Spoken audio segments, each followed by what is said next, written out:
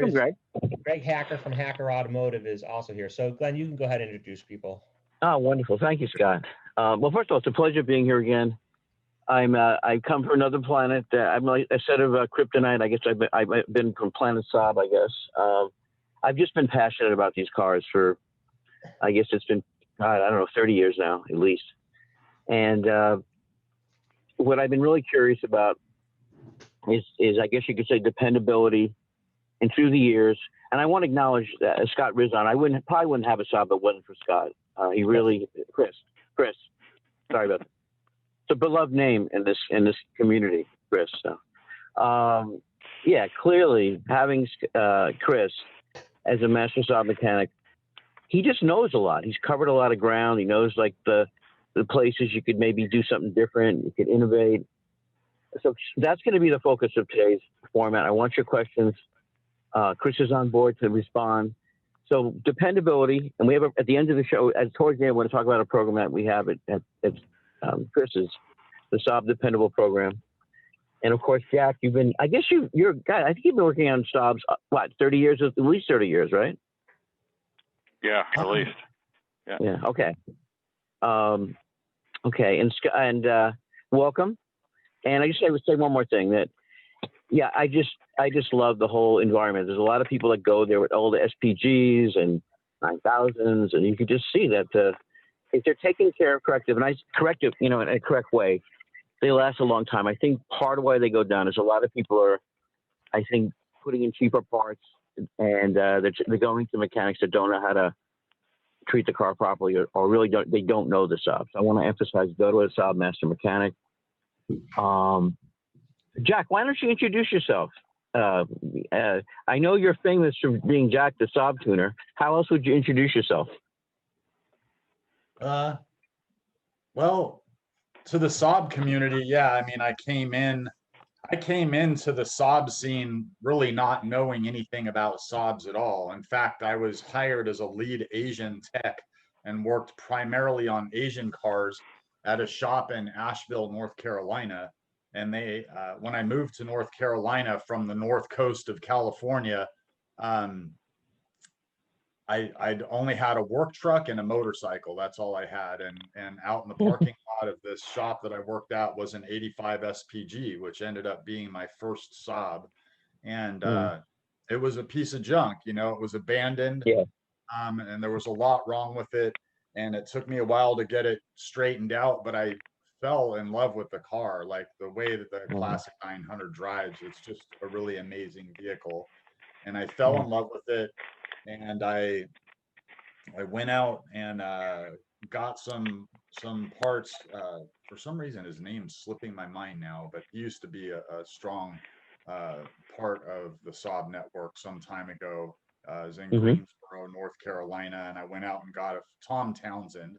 I went out and got a few things from Tom, and got the car up and running, and fell in love with the car. And then I wanted to make it a little faster, and I actually went on the Saab network and asked around, hey, what do you do?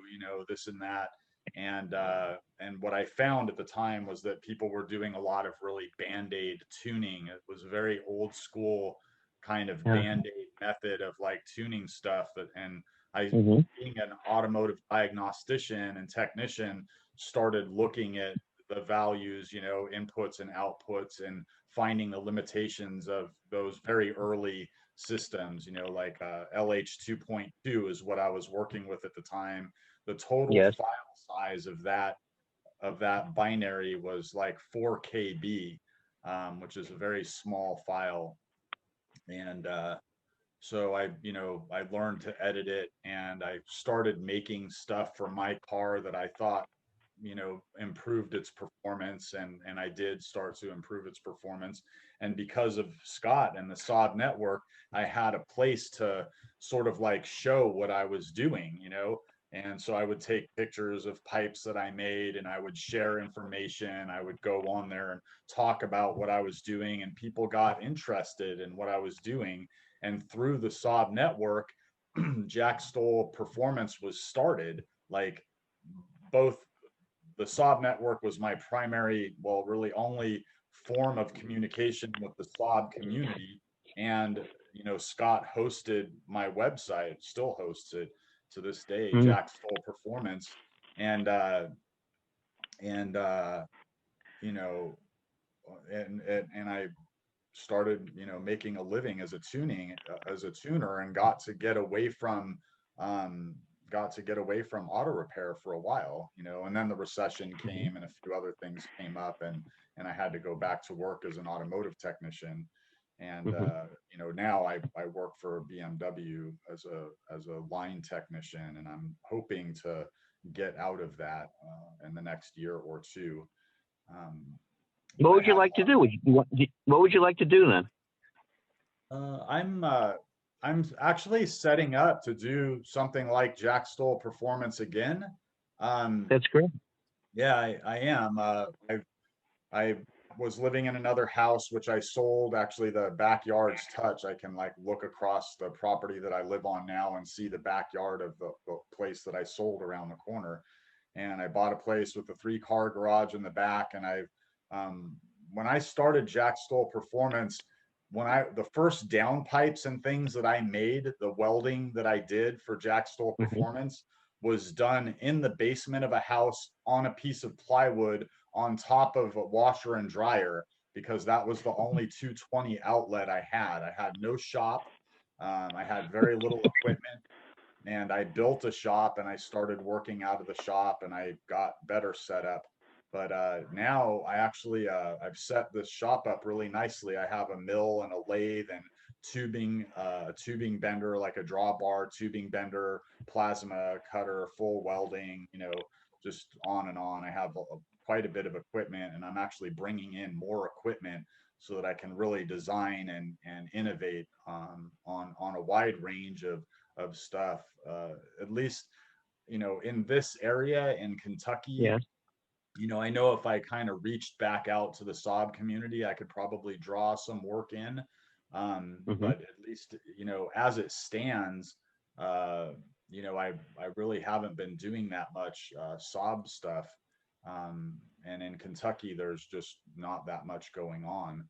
You know, I would be drawing in work probably primarily from out of state. And that's what I would like to do is basically like reopen Jack Stoll Performance. I'm working on doing that. I actually have done an LLC here in Kentucky, so I am getting that started. I'm getting the equipment started up, but I think that I will do a broader range of things, like, you know, outside of BMW. Like I drift. I actually slide a turbocharged E30 on track quite a bit. This is the end of my second season doing that. And through that community, which is a really awesome community, there's a wide range of vehicles, everything from Asian to German stuff that's driven, and that I think will supplement my income enough Okay. that I can basically cater to the Saab community, like have the time available to do it. Right. I have an idea for you, Jack. I'm going to call you this week. I'm I want to happy. support you. Yeah, I'm happy to take any input, any ideas on how to do it. I'd really like to get out of my job as a line Okay. technician for BMW. I Mhm. have a very good job. Like I make good money. I Yes. like the management where I work. The shop is very clean. There's no addiction or problems. Like I get along with the other technicians and all that stuff. But Mhm. I'm basically really bored in my job. Like I'm capable of doing more than I see myself doing as a repair technician at a job, and it's difficult to go in. And those are really rich people complaints, you know, being bored in one's career or whatever. Like I realize that, you know, I have a lot to be grateful for. Yeah. But if possible, I would like to get back No, into. I want to support you. I'll be in touch. I'm so Okay. happy you're on the call again. Welcome. I'm psyched you're on the call. It's going to be a great show. I feel it in my bones. So is it Greg Hackerson? Greg, welcome. Yes. Yeah. Thank you. Oh, thank you, Scott. Thank you. I'm scrambling my names today, by the way. Thank you. Thank you. So, Greg, welcome. I hear. I guess this is your first Saab and Driver show today, and welcome to the show. You want to tell us? You've been working on Saabs as a master tech for a while as well. Yeah, I started back in the '90s. This is kind of my second career. Started out as a farmer, which is out in the countryside of Ohio, and unfortunately, it's pretty hard to make a living as a farmer. So I kind of learned all my basic mechanical skills, as a farmer, repairing tractors, combines, and so on. So went to I drove a semi for a few years, and then went back to school and started working on cars, professionally. Started out with Mercedes. Wasn't a real big fan, and then I switched over to Saab, and I've been there pretty much. I started back in, I think it was around 97, 98, somewhere around there. And I came in, I thought it was a pretty good time, at least here in Cincinnati, Ohio. My mentor, he taught me a lot of for me, it was the older school, like Jack said, the SPGs, the 9,000s. So I saw a lot of those. I learned a lot from, on those cars. Didn't see any B motors or anything like that. We saw a few 96s that would, pop in, here and now and again, but didn't see a whole lot of those. But so anyway, long story short. So I went through the training. I went through the Saab University program down in Atlanta, Georgia. Did both courses. So I got all the training. I did go before I left the dealership. I did go through the training on the new 9.3 Sport, and then left there, went to an independent, worked on Saabs there for years, and then about 10 years ago, I started my own shop, and I really don't advertise that I work on Saabs, but they still seem to find me. So I still have a pretty good following. Just retired. My one customer who followed me, from the dealer to the independent to my own shop. I think I posted it with Scott. He had an 02 9.3. And I've been working on it since it was brand new. He finally gave it to me after 680,000 miles.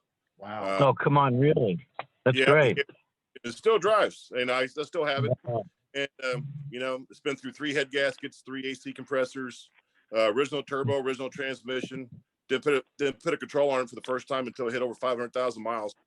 Kind of blew my mind. But yeah, it's one starter, 2 alternators. But yeah, it still runs. It's starting to smoke a little bit. Welcome to the team. Welcome to the team. We're glad you're here, Greg. Scott, let's open your questions. Anything about reliability, dependability. It's the same thing, basically. Welcome, you guys. I'd love to hear your questions. And some people have given me some questions, and when there's a pause, I'll ask some questions that other people have asked, again, about dependability. Eager to hear your questions. Welcome. Yeah, so I'll just say before we start the questions that you have the I think I have the settings where you can unmute yourself and start speaking. You can also use the participants button if you're on through the computer to raise your hand. If you're on the phone, I believe you can unmute yourself with *6. I think to raise your hand, you hit *9, and people can just jump in. Anybody who has a question can go ahead and start. Thanks, Scott. Well, I'll start. I've got a question. Dick Maley in Fairfax, Virginia. I'd like to meet guys. What, is this not right? No, you're good. Okay. You're good. Welcome. I'd like to meet the fellow that designed the biodegradable wiring. I've got an 86 SPG. Nothing works. I'm not going to sell it because I love it. I've had to direct wire like the cigarette lighter directly to the ignition because I've got a Bluetooth thing that works off of that I need. My tachometer has never worked since I've had the car. No one can tell me why. I'm getting the signal from the distributor, and I know the tach is good. I've run about 5 or 6 of them through there, and I just gave up on that. I hate to put a little phony one up on the dash and make it look like a motorcycle, but I'm not going to do that either, I guess. But I don't know. It's getting so that the techs around here don't want to work on the car unless it's new parts. Well, Yeah.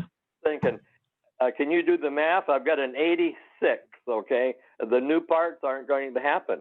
So I've got a couple of techs, I'm going to call them, that do good work, but they don't have any connection with Saab. They're just good at what they're doing. So I'm just finding it hard to keep the thing on the road. Another thing, I've got my air conditioner hooked up on the dash with a toggle switch, direct. It screwed up. Again, it's the wire harness. I've had whoever tried to do it before, I think they must have done it backwards, because and a wire harness isn't something that you can turn somebody loose on at $130 an hour for 2 days to try to figure out. Right. So I'm not sure what I want to do with it. It runs like a top mechanically. I'm not sure why, but it does. So I'm not going to question it. But those are the problems I'm having in this area. So okay, who wants to jump on that? By the way, I don't have any problem getting parts. I can get parts from the folks that are on your sponsor list, Scott. Yeah. I mean, my God, they sent in 1 million of these cars. I don't hear that there's a rare part out there. Let's, you know, that always irritates me when I see that word rare. It's rare. Okay, well, it belongs to a steak, and that's it. So, anyway, I have spoken. Thank you. Got it off my chest. Oh no, that's why we're here. So let's go with Chris. Chris, what would be your feedback here? So, wiring harness, yeah. Boy, unless you can find one off another car that hasn't disintegrated, or maybe upgrade to something newer. It would have to be an 84, 85, or 86, and they're all. Yeah, they're all the same. Yeah, I know. I had an 85, same thing. Yep, my 85 had the same problem, and I had to read parts of it anyway. My 85 Saab was my first brand new Saab that I bought, and probably should have kept that eight valve, the whole thing. They've been good cars to me. I can't complain about the Saab.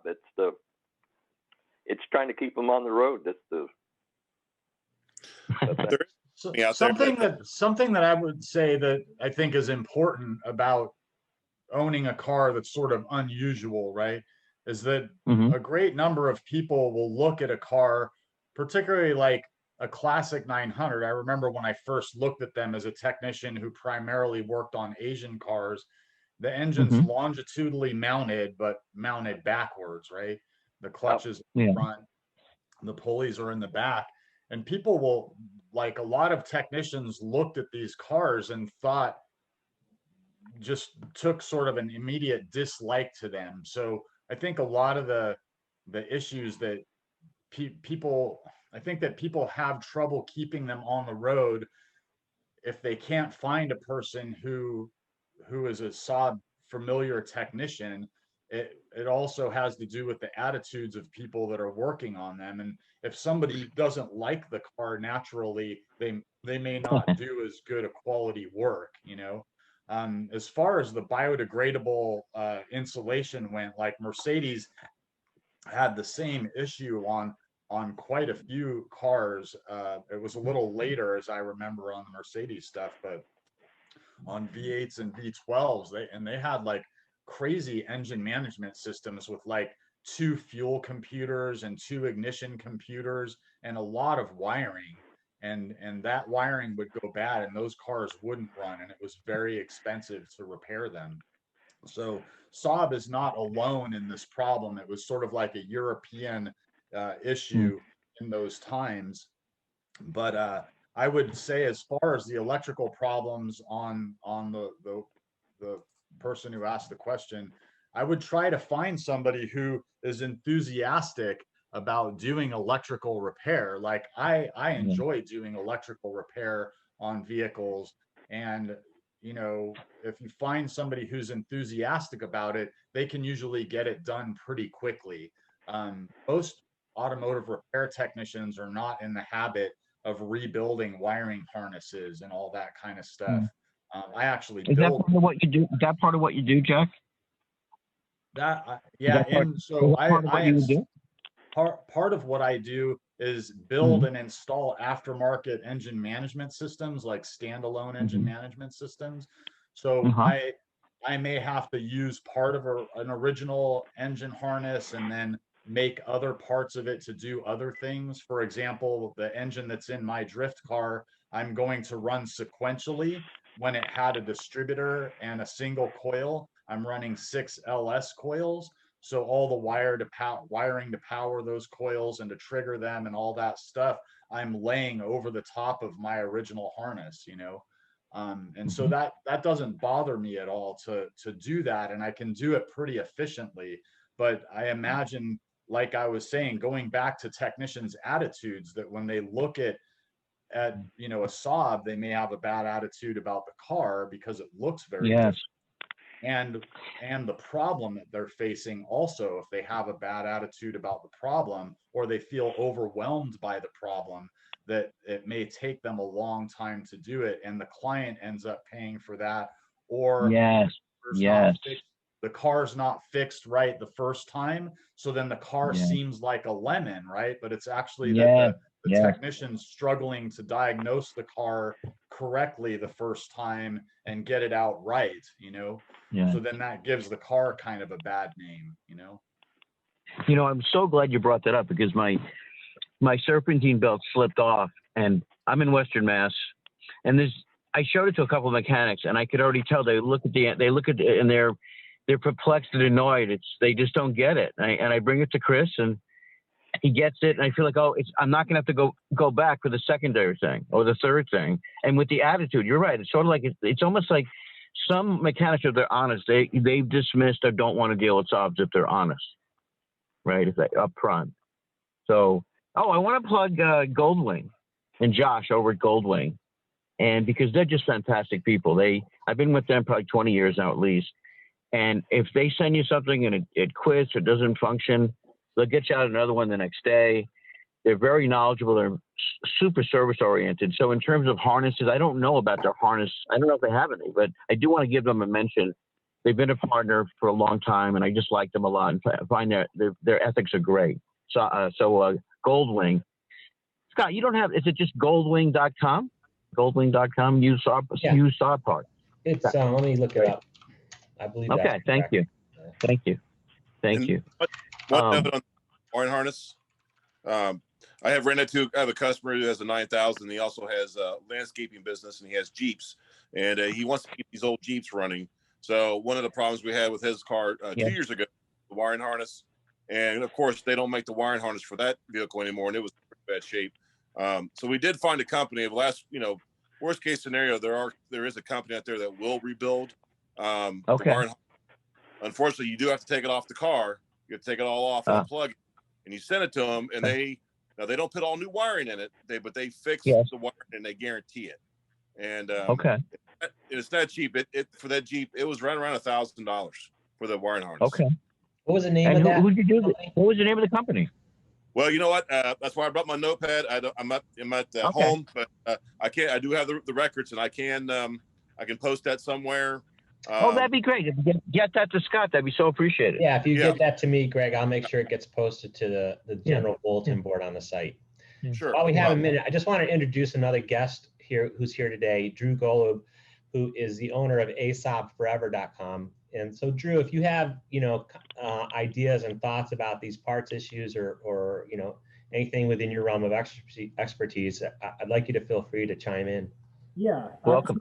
Sorry, I'm like multitasking. I'm trying to write a final paper for law school and do this as well. I wanted to hop in on this because honestly, being locked in the house and hardly touching the cars has been, kind of crazy. But I will say with the electrical issues with them, what I've seen, and I know a lot of local shops have done, is they will use a shrink wrap, a clear like poly shrink wrap tubing that's reacts to the heat and will go over the old wiring.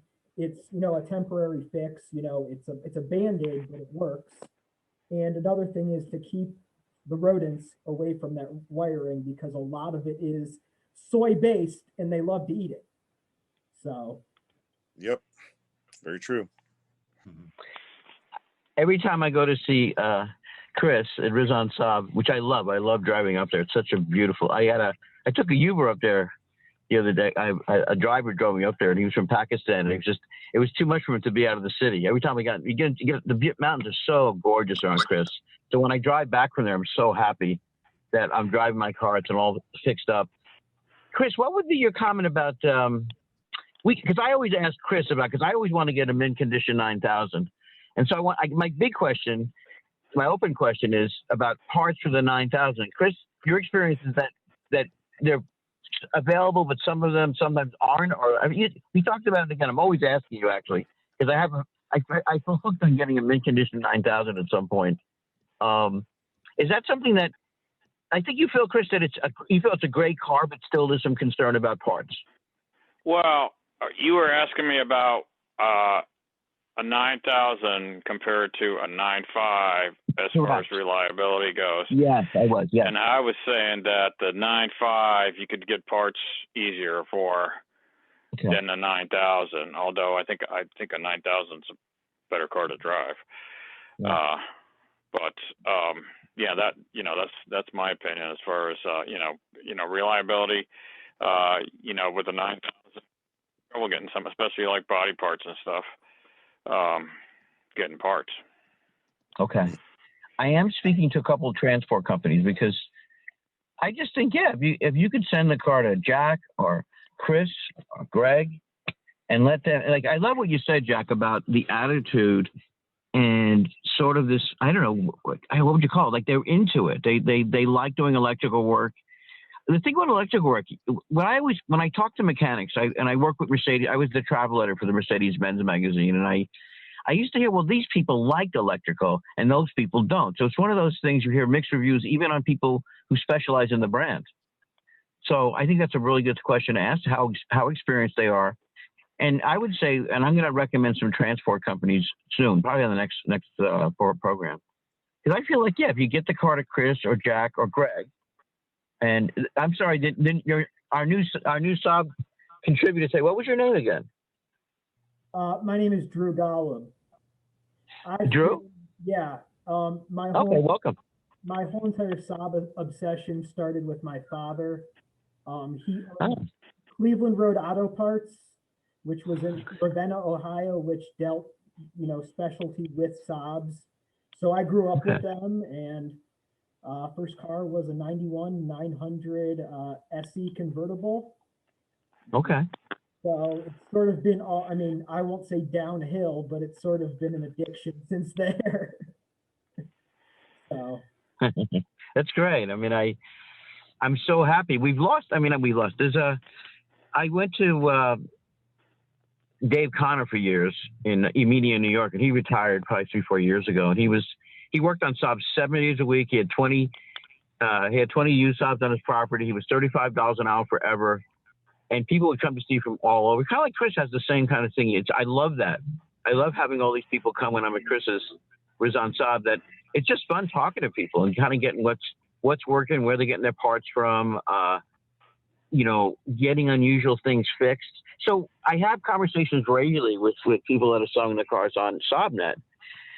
And one of the things I find really interesting, like I talked to a woman, I think it was Jenna. She was telling me she just put $4,000 in her 2003 or 2004 95. And she was telling, the only thing that's wrong with that car, she told me, was a flex pipe. So you find it interesting. What some people do is they don't fix the car and they put it in. And I think it's a bad idea. I always think it's good to sell a car that's fixed, that's fully functional. Did you get so by the way, did you get I didn't catch your name. You were questioning about the electrical system. What was your name again? That was Dick. Your electrical system? You mean about the biodegradable wires? Yeah. It's Dick Maley. Oh, Dick, welcome. Okay, good. Do you feel like you got your question handled here? Well, it was not as much of a question as it was making a statement. Okay. I don't know if anybody picked up any question in there, but I don't have any trouble getting parts. I have a trouble finding people to work on it that don't discourage easily. Okay. Right. Well, that's what Jack was bringing up. My question is, what do you think of the idea? I'm just asking you as a owner, I guess. Would you send if you knew, for instance, Jack or Chris or Greg could take care of your car and they loved working on it, and you had to transport it, it cost you another $300. Is that something? I'm just asking. I'm just curious. If that's something you would do? What do you mean? What I do? In other words, would you transport your car, knowing that the person you're sending to, they love working? In other words, their specialty is let's say the electrical system, and in other words, you're not going to waste a lot of money bringing it to people where they don't really know what they're doing, which is incredibly common. People get electrical work done, and then it comes back and comes back and comes back. Well, I've got a broker that I work with that charges me for covered transport $1 a mile. Oh. It's in these you build them trailers that handle about 3 cars, and that's it. Okay. And, I buy cars around keeping my 86 SPG. I'm not going to sell that. Okay. But I had a commemorative edition that I sold some guy up in Lansing, and then turned around and brought something from Richmond, Kentucky up. It was an 85, and I had never driven an automatic. I guess everybody has to do that once. I didn't. Yeah, I mean, well, I don't want to put the bad mouth on that, but I guess I have their place. But no, I don't know it. I really don't have a question. Okay. My statement is I don't have any trouble getting parts. I have with mechanics that can't believe that the radiator's up against the firewall, and they say, "Oh, God, when it get hot?" Yeah, it does. It's radiator, God. All right. Well, I guess thank you. I guess let's go with the next. Okay, go ahead. I want to make sure everybody's getting their questions today. So I just wanted to check in with you. So thank you. I'm fine. Thank you. All right. All right. I guess next question, or we have a story. I love that Scott posted stories too. A story. What keeps you driving these cars? In my experience, by the way, people come up to me and say, "Oh my God, you have a Saab. This is amazing. Only smart people drive Saabs." I get that a lot. Or I get, "Oh my God, that's the worst car to own." I remember those cars. Those are 2 responses I get. Only smart people drive them. They're amazing. They're incredibly safe. Or no, they're a nuisance. Next question. Welcoming your next question. Go right ahead. Anybody have a question? Question. Yeah, I'm Randy. I'm from Colorado. And welcome, Randy. I own 2 Saab 9000, 1993 Saab 9000, CSC and an Aero. Oh, wow. And yes, I try to keep them in very good condition. My question, I'm starting to wonder about parts availability, as was mentioned already on 9000. So far, I've done pretty good, and had used Euro parts because that's sort of what I knew about. I don't know remember how I stumbled upon them. And they were pretty good, but I know parts are getting to be rarer to get. And actually another interesting question is windshields. I actually happen to have 2 new ones I ended up getting from Safelite sitting in my garage because they were hard to get a hold of a few years ago, and I nabbed them both. But so I know like I said, I've seen the Jack Stoll on the SaabNet for a while, and my question is parts availability. I just heard something about the sponsors on SaabNet, which I hadn't really looked at. On getting parts. I'm almost afraid some little part is going to shut my cars down. Chris, what do you think? What's your experience? You're servicing people right now at 9000s. What would you say to Randy? The parts. I mean, yeah, certain parts are definitely hard to get a hold of. Like rheostats for the the instrument lights, stuff like that. Sometimes you can, but or sometimes you can find something used.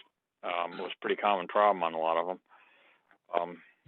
Stuff like that is getting harder to find. But pretty much, I guess, with a lot of cars that age, you would start having problems with stuff like that. Yeah, I understand. So far, I've been pretty lucky, on getting parts. Actually, one thing I was doing, I my front boots went out on my CSE, and I did have them done. And I did have in Denver, there is a real good Saab independent. It's called Nordic Auto. Sean, I only actually been to him once. I recommended other people. I found out about him. But I wonder too, how long are your independents going to be able to stay in business, or is there that much? I don't see any Saabs anymore. Hardly going around. Very few. Used to see them. I'm in the Denver metro area, and it makes me wonder. How much longer?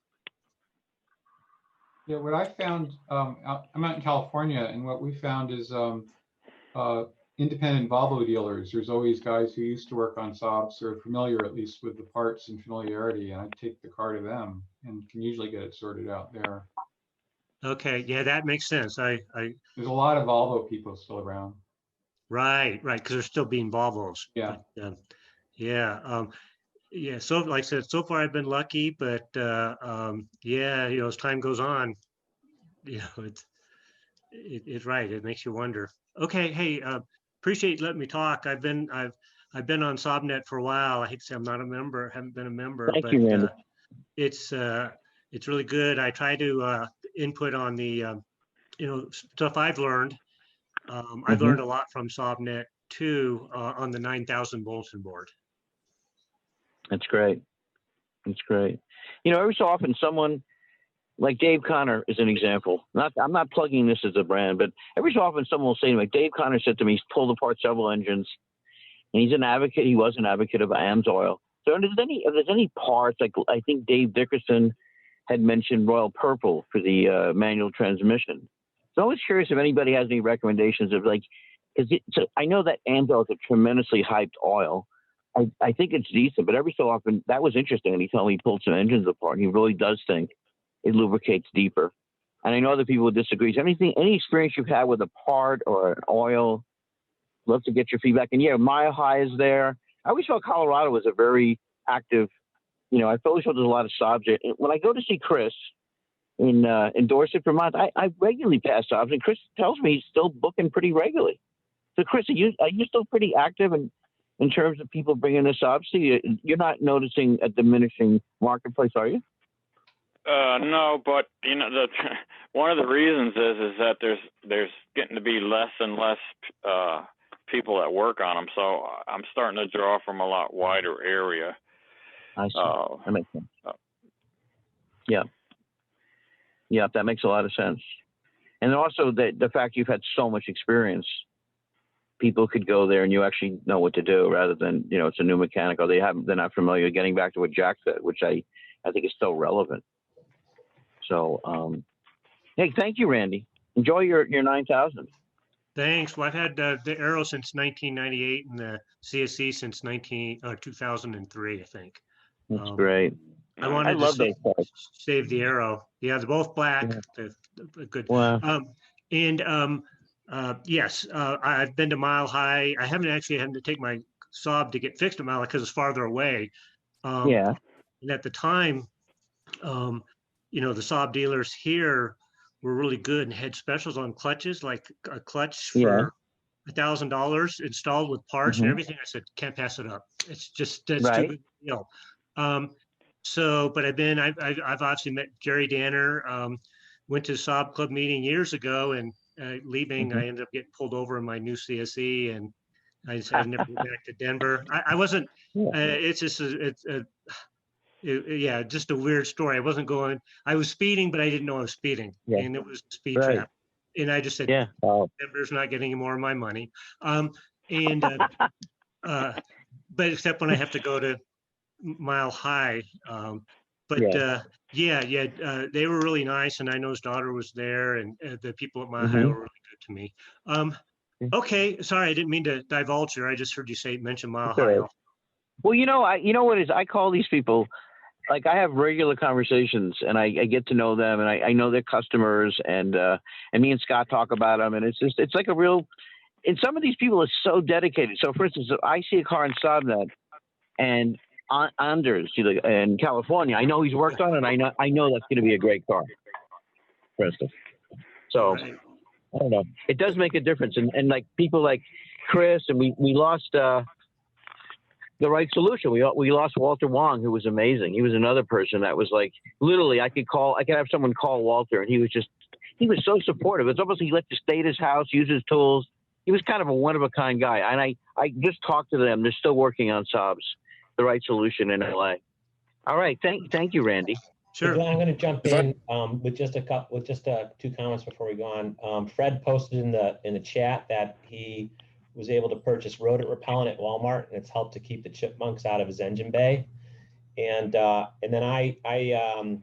the correct website address for Goldwing is goldwingsaabparts.com. Thank you. Thanks, Scott. Did someone else have a question? They're really great people. I want to say they're really good people over at Goldwing. I wanted to add that. Sorry. I was going to say I actually used Goldwing quite a bit when I was repairing and tuning Saabs, and bought a lot of stuff. They were always great to deal with. Yeah, Jack, I'll tell you, I've liked them from the get-go. They always seem they're happy if you call again and something doesn't work out, they'll ship it out the next day. They ship everything to Chris for me. We have a regular good relationship with them. I guess my question, I'll just ask this question. What's your take? If someone's listening right now, or even you guys on the call, obviously, what's your discernment between using a used part and a new part? And if you really wanted something super dependable, would you always go with the new, or would it depend on the part? Depend on the part, yeah. I mean, a lot of times, my business primarily has been buying out all of the rare stuff that I want to go to Saab enthusiasts, that I just want to be going to somebody who's like, I'm just putting down the road, this is my beater. I wanted to actually keep the cars on the road. But a lot of what I've done has been go through shops that are either closing or are looking to clear out stuff, taking out new old stock stuff, or used parts that have been sitting on the shelf for 20 years that hardly have miles on them, and making sure that they're going to people. So when it comes to the used stuff, it's always, knowing how many miles are on it. And I consistently run a lot of different, it's not really like a wear item, used stuff. A lot of stuff, body-wise, you're pretty much stuck with used at this point. But there are other solutions if you're rebuilding motors, other stuff like that. There still is support, and I know that Oreo has been doing some, reproduction of stuff, but that's through third-party agents, and me being one of them, working with other people to reproduce stuff that has no longer been available. I would just say that you have to keep your eyes peeled to find some of the stuff that you need new at this point. That's not available, because if you haven't noticed, a lot of the stuff that is actually coming from Oreo at this point is being branded as OEM. It's not. It's either Pro Parts Sweden or another China manufacturer, and they are same faulty issues. I mean, DI cassettes you're fine with. They're all still SEM, but anything from relays to oil caps to other even when you go on a Rio site, it'll say OES. It's not OES. You can typically tell by the packaging and the label on it. It looks like it's printed a thermal printer in their warehouse. This is Saab original. But I mean, anybody ever has any questions, feel free to reach out to me. I'll throw my email up in the chat. Oh, that'd be great. Why don't you give out your contact right now if someone wants to write it down? Yeah, you don't mind. That's so much stuff. I mean, that's my winter break, going through more stuff, and I'm consistently buying out from Arita, the old stuff. I mean, I'm grabbing the last of 9,000 bumpers, core supports, classic 900 rear quarter panels, and all that, random stuff that existed still, but I found it. So that's the You want to give out your phone number? Yeah, I can do that too. I'll do that.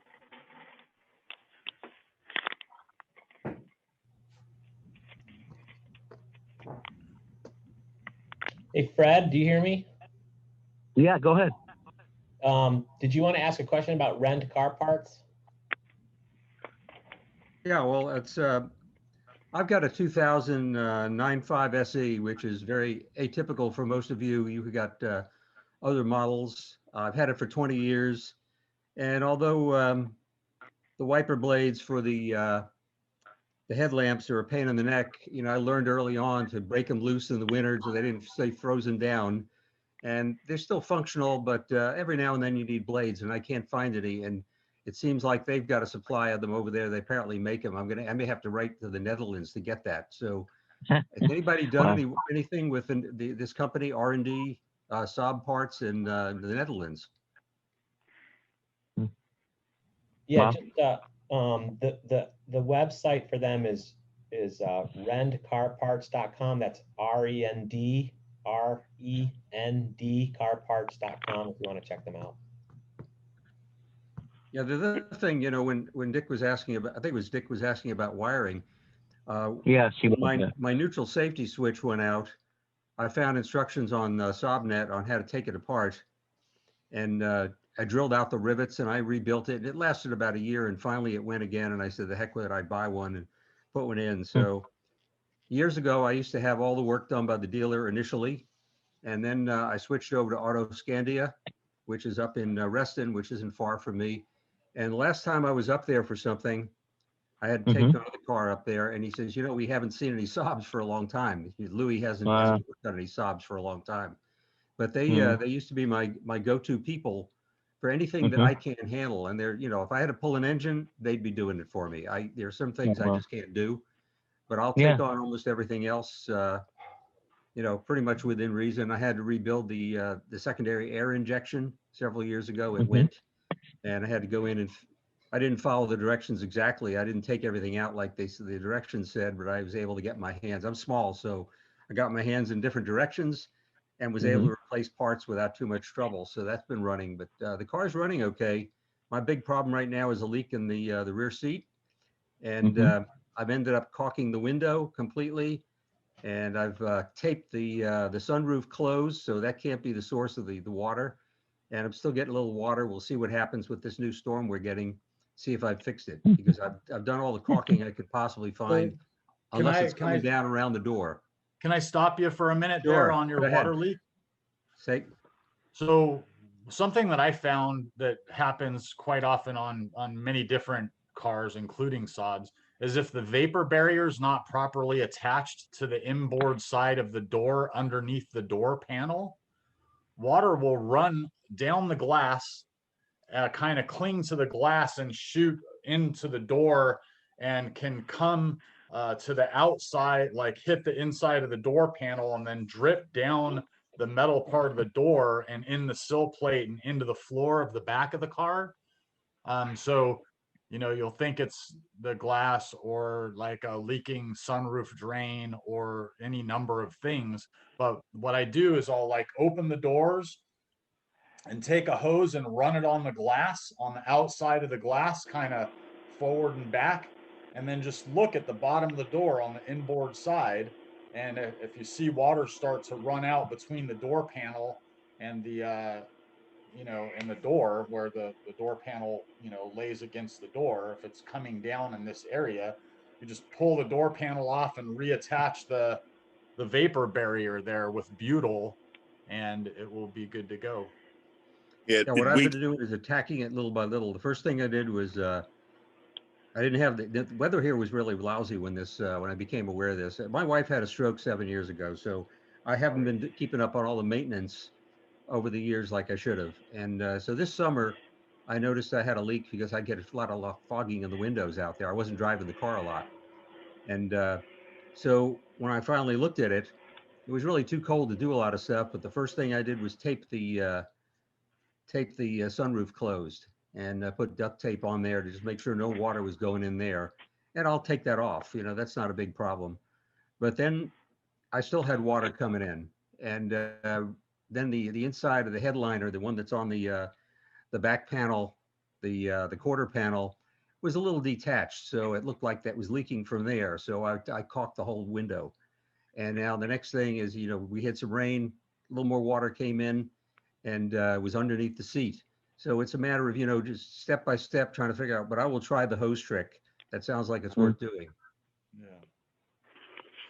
Yeah, it's a good way to find water leaks, to identify them. So if it's not in the doors, if you're running it over the glass and it's not coming in there, you know, maybe run it over where the rear glass comes down to where like the trunk opens, you know, and see if when it gets in that channel where the trunk is, if it's not coming over where the seal is, you know, for the trunk into the trunk or something. You know, you can kind of go around with the hose and find leaks, you know. Trunk has been dry so far.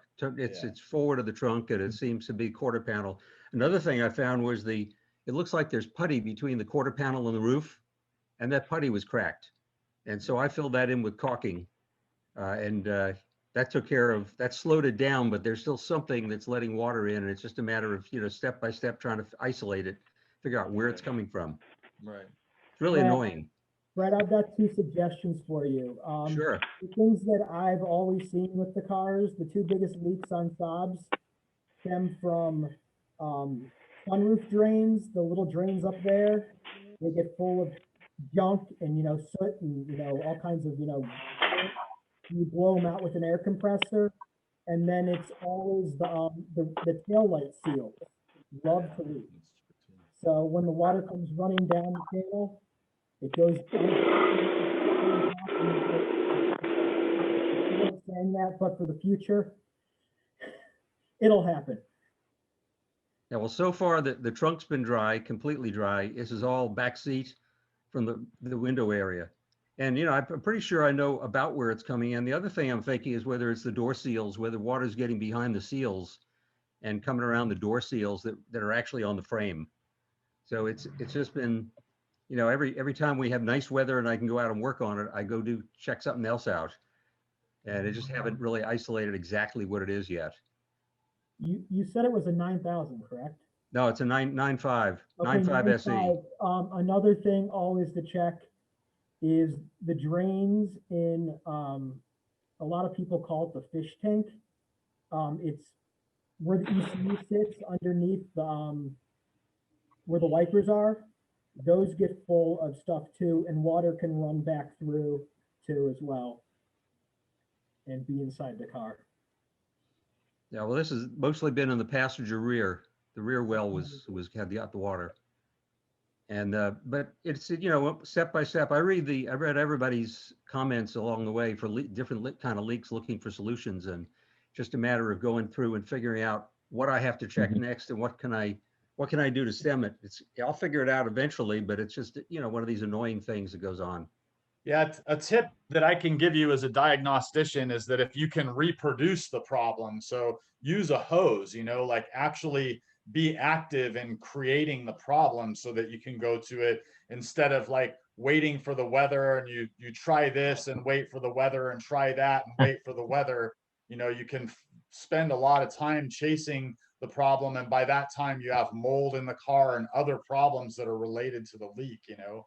Right. So the other thing too is, as far as like caulking goes, like in an automotive, you know, I probably wouldn't use household caulking. Like there's proper seam sealer, which I think is a polyurethane type product rather than like a silicone that I would use like you know, where you were saying, I guess where the quarter panel meets the roof. Yeah, something, yeah, back there. Yeah, whatever. It's cracked. It's cracked on both sides, but the driver's side is fine. It's the passenger side was really badly cracked. If you dropped water on it, it disappeared. And so, you know, that looked like a likely candidate. It's just that my time's been kind of limited just because of the wife. You know, you noticed I disappeared before. I have to check on her every now and then. But on weekends, I don't have much time to work on the car because I don't have any help on weekends. During the week, I have an aide, so I get out and do whatever I want.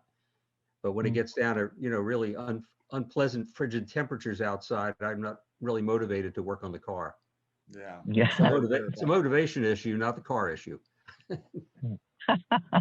did you say you came over to Lewis at Scania in Reston?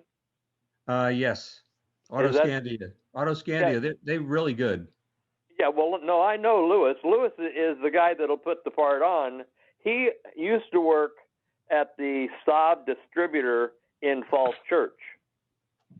And there were about 5 or 6 of the guys that were really good, and they've sprayed off. And if you can find them that are working for like that's all he does at Scania is Saab. I mean, he's right there on the edge there. You can actually go back and talk. But he's one in a million. I mean, he's really good. He knows the job. He's good. He's really good. He did exhaust work for me the last time I needed exhaust work done. I actually probably would not have attempted it because of where it was and not really having a lift. But he got a used exhaust for me and put the thing on the car, and you know it runs well, great. so I can't complain. I remember I took a Saab over to him. I wanted him to do the PPI on it, and he just looked at me and says, "Don't buy it." I mean, so that was the end of that. But that's the kind of guy he is. He's right to the point. But that's all I had. I just wanted to make sure we were. Thank you. You're from Woodbridge? Thank you. Thank you. Yeah. Okay. Yeah. We're very close. Very. Where's any more questions? Any questions? I'm going to give out Chris's website and Jack's and Greg's, and I'll tell you about a program that Chris's I think is pretty cool. I'm glad you guys are on the call today. I'm learning. I guess this is. I think this is my maybe my 5th job. I'm thinking. I have a 9,000. I have a 9.5 by the way, 2004.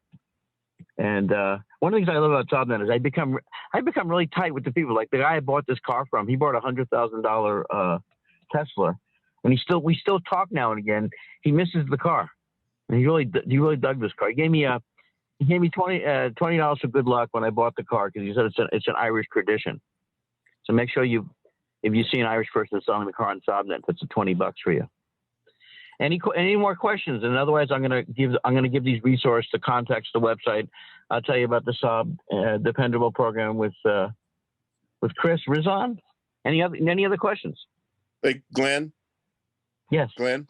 Oh, yeah. On the 9,000 parts for Randy, some crazy I did last month. I don't know if you remember that post about the guy having a huge sale out there in Colorado. I can't remember the name of the city. It was close to Junction. Okay. I think Junction, well outside of Denver. Okay. He got killed in a car accident, so they were selling all of his Saab parts. And so anyway, I didn't want him to get thrown away, just like what Drew's doing. So I drove out there with my 24-foot trailer, and I loaded up just about any part that I could find. And so I'm still going through it, and I'm gonna be posting. But as far as like what Chris recommended, like rheostats for lights. I mean, I got boxes and boxes of switches and lights and stuff. So and I've got tons of ECUs. So anyway, I just wanted to throw that out there that I'll be, as far as some of those rare 9,000 parts, I do have some of them. That's great. Thank you. Yeah, appreciate that. Yeah, I think I saw something way back, Facebook or something like in Grand Junction area, I think is what you're saying on the west side of Colorado. Yeah, well, that was a long time ago. Yeah, I'm a retired aerospace engineer, and like I said, I only have 2 cars, so there's only so much Right. And right now, Yeah, there's a couple motors I wanted out there, and so that's why I drove out there. But I got a 10,000-pound trailer, and I don't know how much weight I had, but I almost I had to stop 3 times going over that mountain to Denver because my truck overheated. Yeah. It's pretty heavy. I was worried. I didn't think I was going to make it back, but I did. So right. I got parts that took up 3 bays in my garage. So and yeah, so yeah, it's a ton of parts. Now, where are you located? I'm in Cincinnati, Ohio. So it was 1,800 miles drive. I drove 1,800 miles one way. Wow! Wow! Do you have a website? I do. It's down right now. I'm reworking it. My wife and I are reworking it, and but I'll put my contact information out if you. And I'm still going through it. I'm taking pictures. I'm trying to organize everything. I was only there because literally the next day, and so many parts got thrown away. I mean, I could not take everything. Understand. And so yeah, because the property was sold, and we were there till midnight, just throwing stuff in the trailer. I got a lot of 99 parts too. I got an old H motor. I got couple B motors. I got some transmissions. And also too is I got all the tooling too for those transmissions. I bought out, like what Drew was saying, buying out some of this old stock. I bought out a couple dealerships. I got all the tooling, for all the rebuild the transmissions and stuff like that. So I'm hoping to go through some cores and stuff like that so we can keep some of that stuff going. Hey, Greg. That's good. Yeah, go ahead. Chris, did you want to add anything? I also want to give out, Chris, I wanted you to give out your website, and in a moment we'll mention the Saab Dependable program. So Chris, please give your website, Master Saab Mechanic Chris Rizzon, Dorset, Vermont. So if you're in New York, Connecticut, New Hampshire, Maine, New Jersey, that it's a beautiful, beautiful drive. And Chris, I referred a guy from New York, and he told me it was as much fun going up to hang out in the area. He got his head gasket fixed.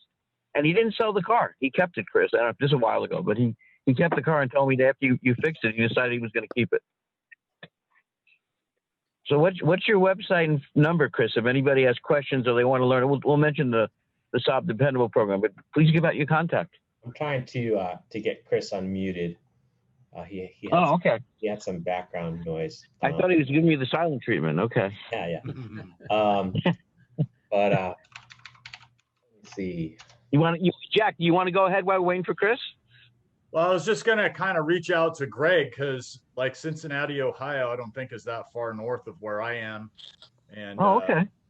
Yeah, I don't know. You said you were like retiring or something. Or are you just trying to sell off stuff that you have there and get out of the business? Or are you keeping like a small clientele to stay busy? Or like, what are you doing? No, we're full-fledged business. I've real quick story. I worked on Saabs for years. Like I said, I did get a little bit burned out because some of the customer clientele kind of wore me out a little bit. Sorry. And then my believe it or not, my 17-year-old son and my 15-year-old son and my family really kind of sparked the Saab back into me. So I've been kind of going crazy with Saab parts. I've driven in the last month. I've driven to Miami, Virginia Beach, Colorado, and Detroit, just picking up Saab stuff, cool. Stuff that's been kind of rare. Oh, in your truck though, and you're not driving your Saab, you're driving in your truck, right? Yeah, no, I got a Duramax truck and a 24-foot trailer. Wow. Okay. I picked up 2 Sonnet away. I picked up a 68 and a 69 Sonnet 2 V4. And I got some 99. I went to Iowa and I picked up a combi coupe, but no. So I'm just, then I went to Denver to pick up I want a turbo B motor, and he had a turbo B motor out there. So I picked up a turbo because I want to put a turbo and make it a 5-speed in my 77 99 combi.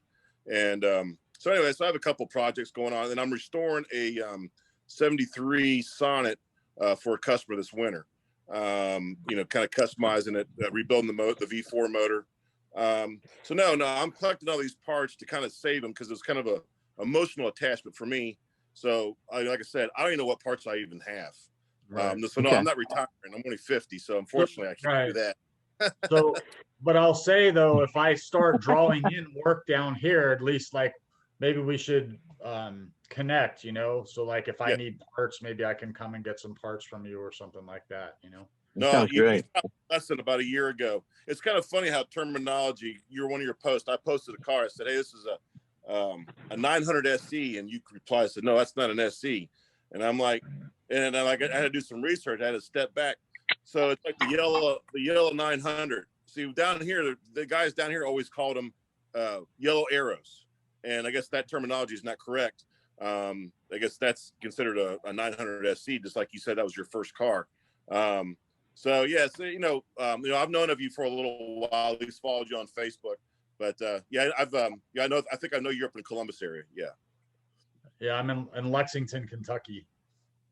Oh, you're in Lexington, Kentucky. I'm sorry. I thought you were. Yeah. I thought you were in. Okay, my bad. I'm in Columbus. Yeah, Drew is in Columbus. Oh, Drew's in Columbus. Okay, I'm sorry. I got them mixed up. My bad. Yeah, and just for Chris out there, I've been trying to unmute you. I think you can do it if you press *6 on your phone. I'm not sure. I'm hoping *6, Chris. *6. I'm hoping I *6. Muting him permanently. Chris, are you there? He's muted right now. I'm having trouble. Oh, okay. Him. Okay. So I'm sorry. So I'm not confused. So Jack, you're in Lexington, correct? Yes, that is correct. Okay. Yeah. All right. Now I got Drew and Jack separated now. Okay, I'm good. Okay. So Chris is Rizzon Saab Repair. His website address is rizzonsaabrepair.com. That's RIZZON saabrepair.com. Okay. And please give out Chris's phone number too, if you would, Scott. Yeah, his phone number is 802-325-3827. And I also want to, Drew posted his information in the chat. His website is just like it sounds, asaabforever.com, ASAAB forever.com, asaabforever.com. And you can email him at info@asaabforever.com or call him at 440-941-5121. Thank you. Why don't you go ahead and give out your contact, and if you have a phone number, Jack. And I want to speak to you this week. I really want to help you energize what you want to do. And I want to see how we can work together regularly. I really like where you're coming from, and plus you're a legendary tuner. It's kind of, you're like a gunslinger or something like that. It's a cool kind of rap about you.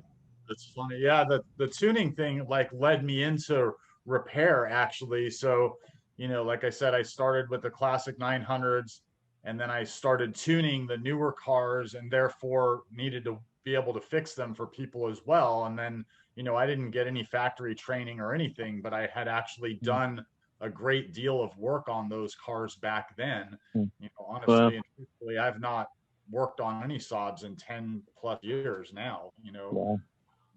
But hey, Jack, from a retro perspective, because you're looking at new BMWs, from a retro perspective, as people buy used Saabs, what's your take on the timeless quality of the Saab and modern day technology in cars? Like, what would you say about Saabs? Because people are still buying Saabs. Any tips you would have for the audience about getting a good used Saab? Both your perspective on them as kind of retro, timeless creatures, and then any perspective on buying one. Obviously, other than bringing it to you or Chris or Greg. Yeah, you just have to try to find a reputable technician in your area who's open-minded, who's not gonna, influence that their attitude about the vehicle is not going to influence, necessarily what they share with you. So, find somebody who's open-minded, that's a good technician, that'll be thorough about looking at the vehicle and sharing that information with you. And, there's that side of it. And then kind of thinking back on the vehicles, the classic 900 and the 9000 and the stuff, sort of before then, a lot of that, I didn't work on the really antique stuff. I would say it was like 99s, 900s, 9000, old gen 93 and new generation 900.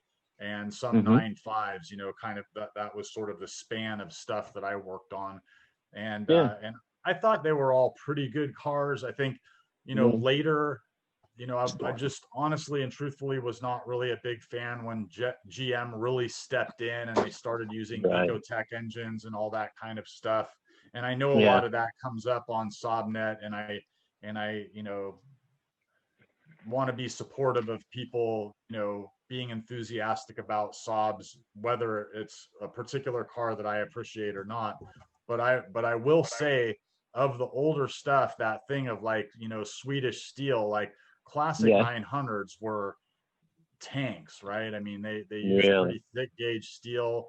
You know, they were just really good cars, and they had weird design things. Like I remember looking underneath like the floor.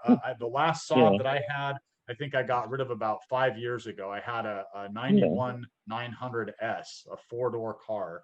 And and I had it up on the lift, and I noticed that the floor was sort of like curved in a certain way. And I speculated that it had to do with the car like going over snow, you know, that like the car that they had designed the floor in this manner to help the car get over snow. It was very, I didn't really notice that before about these cars, but they're very well designed, very sturdy car, you know, and I kind of with the classic 900, because I had that SPG and I made it very fast and I started breaking a lot of transmissions.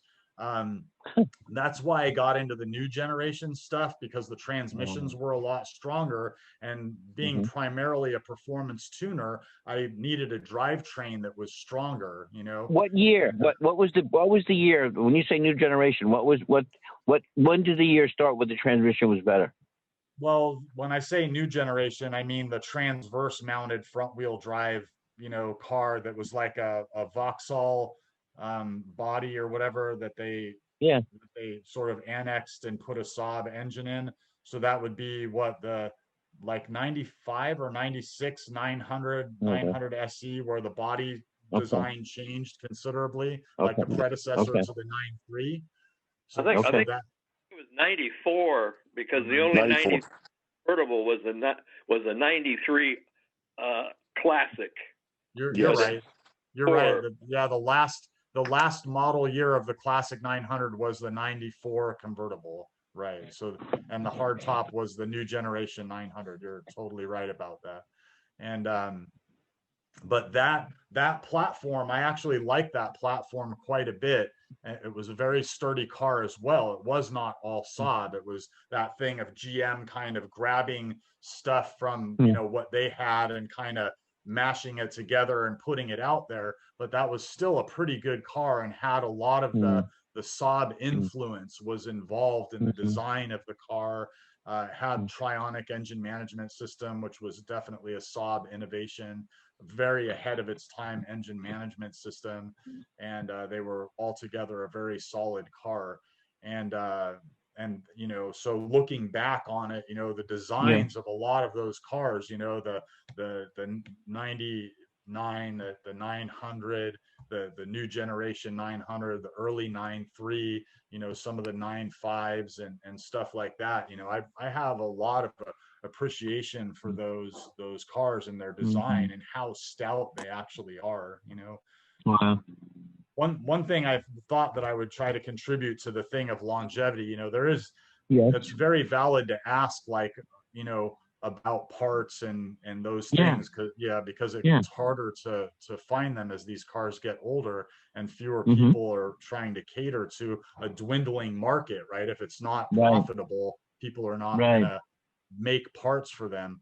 But also the care of the vehicles, right? Like, you know, for example, using really good quality transmission oil, you know, like even in, you know, my car that I run like Motul oil now. I was a big fan of Redline products and always used them in transmissions for many years. You know, when you can use quality products, changing your coolant really often, keeping your brake fluid flushed and very clean, right, preserves the hydraulic system of the brake system, you know, and keeping your coolant flushed and changed keeps the the acidity correct so that you're running into less hydraulic. So you like, Montour sent me a case of their oil recently. That's one of your favorite oils? What's that? Is it Montour, the French oil? That they're considered very good oil, huh? Yeah, definitely. Yeah. Okay. They make a lot of products for a lot of stuff, you know, engine oil and everything. I don't use their engine oil. I use Rotella, you know, engine oil, and have in Saabs for many years. I know the new, the Rotella, that's good. I'm sorry, go ahead, Jack. Well, just that the newer engines don't take like 15W40, so you wouldn't take like a, you know, and whatever, like a 04 plus, like a, and like an Ecotech engine or whatever. You wouldn't take that and put 15W40 in it necessarily. They're designed to run on much thinner oils, but all the old stuff, including the generations of vehicle that I'm talking about, like the 9.5 and new generation 900, like I ran Rotella oils in those engines and had no problems at all. They have a high, like a heavy detergent package that's really geared toward diesel engines primarily that are often turbocharged, and they're trying to get a lot of, you know, basically dirt out of the engine, you know, like suspend it so that when it's drained, it comes out with it.